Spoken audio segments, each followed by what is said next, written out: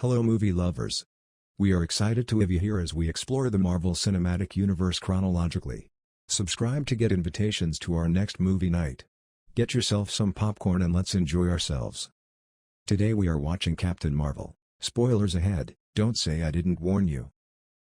For a long period of time, two alien races, the Kree and the Skrulls, have been in constant war with each other. Since the Kree are the ultimately superior species due to their technological advancements, the Skrulls have been numbered down significantly, to the brink of extinction. The Kree Empire continue to attempt to wipe the Skrulls from the face of the galaxy. In 1995, in the height of the war, Vera resides on Hala.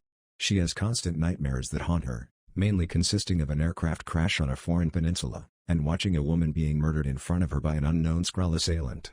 She also remembers this as the earliest memory of when she gained her powers that allow her to shoot photon blasts out of her fists. Vera now trains with Yon-Rogg, aiming to become a member of Starforce. Although Yon-Rogg believes she is ready, the Supreme Intelligence, the artificial intelligence that rules the Kree Empire, figures otherwise but nonetheless allows Vera on the team, which consists of Minnesota Irva, Korath, Bronchar, and Atlas. Yon-Rogg gives the Starforce a briefing, to rescue a Kree operative named Solar. Yon-Rogg informs the team that Solar has been captured on the planet Torfa. Yon-Rogg instructs the team to perform an incursion on the planet, so Vera and the rest of the Starforce land underwater and use their suits to reach the surface. Soon they realize that the Torfan natives are Skrulls, and that the mission was an ambush. Vera is abducted by Skrull General Talos, disguised as Solar, who kidnaps her to a Skrull spacecraft, while the rest of the Starforce retreat. On the spacecraft, Talos gains access to Vera's memories from various points in her life. Vera awakens just as Talos unlocks her memories, revealing that he wants information from her pertaining to a light-speed engine. She orchestrates an escape, with Talos, Norix and two other Skrulls in pursuit, crash-landing to planet C-53, Earth. Vera and the Skrulls crash in Los Angeles. While Talos and the Skrulls assume the role of surfers on a beach the next day, Vera crashes through the roof of a Blockbuster Video in the middle of a shopping plaza. After a brief communication with Yon-Rogg, learning she will be stranded on Earth for the next 22 hours, she attracts the attention of S.H.I.E.L.D. after a night shift Los Angeles Police Department officer reports her in. Nick Fury and Phil Coulson led by Keller arrive at Los Angeles to interrogate Vera, dismissing her Kree authority and her claims that the Skrulls have arrived on Earth. She is interrupted by one of the Skrulls. Vera gives chase to the Skrull on a subway train, but the Skrull evades her and escapes amid a crowd at a train station. Fury and Coulson give chase to Vera, but Fury realizes that Coulson was actually abandoned at the shopping complex, and the Coulson sitting passenger side next to him is a second Skrull imposter. The two have a scuffle, and the Skrull is killed when their car crashes into oncoming traffic.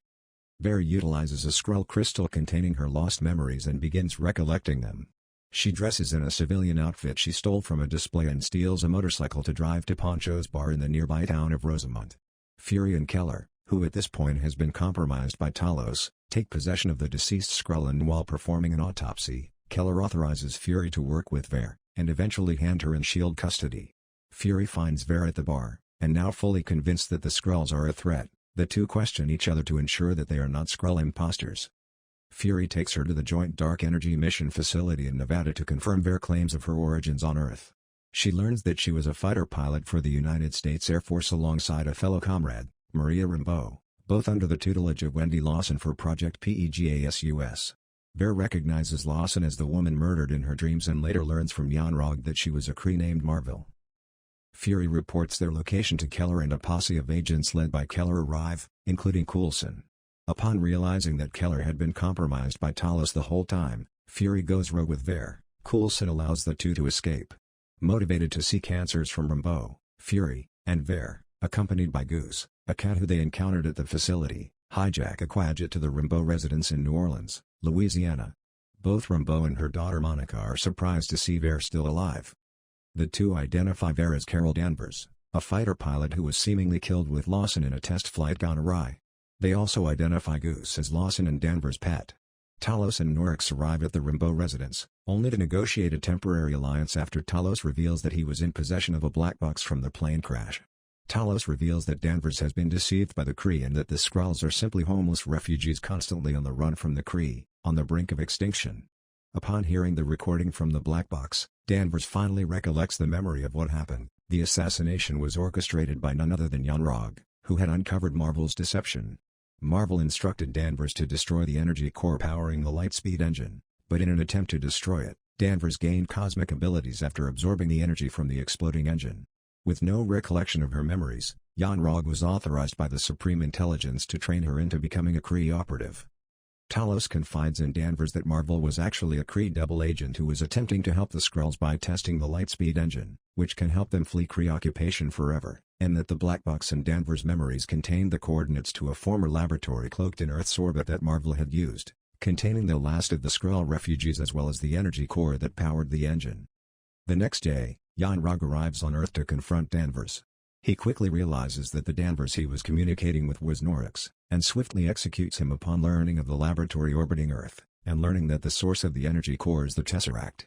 Danvers, Fury, Talos, Maria, and Goose take the Quadjet to the laboratory, and Talos is reunited with his wife and daughter. Danvers finds the Tesseract, but the Star Force ambush them and place Danvers under stasis to confront the Supreme Intelligence. In a final conversation with the Supreme Intelligence, Danvers removes the inhibitor that has been limiting her full power potential and engages in an all-out battle with the Star Force. Fury realizes that Goose is actually a Flurkin, and witnesses her abilities firsthand after she swallows the Tesseract and several Kree soldiers, echoing an earlier scene where Talos expressed fear of Flurkins and insisted that Goose was not a cat. In a battle for the Tesseract, Danvers overpowers Korath, Bronchar and at last while the Skrulls escape on the Quadjet with Rumbo and Fury. In the process, Talos is shot by Yon-Rogg, rendering him inoperable to fight. In a rage, Yon-Rogg authorizes Ronan and the Accusers to dispatch Kree ballistic missiles at Earth to kill Danvers and the Skrulls. Danvers destroys the missiles and one of the Kree warships, prompting the Accusers to retreat.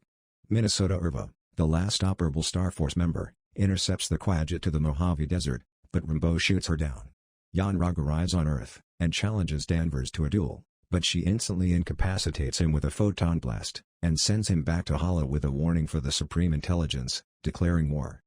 In the aftermath, Goose claws and blinds Fury's left eye while his guard is down. The Skrulls take temporary shelter at the Rumbo residence, where Talos begins to recover from his injuries. Before Danvers departs Earth with the Skrulls to find them a new home, she hands Fury a modified transmitter pager to call her in the event of an emergency.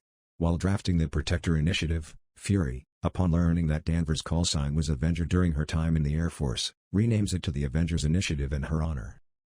Make sure to subscribe and like the video, it motivates us to make more awesome videos for you. Thanks for watching. Take care.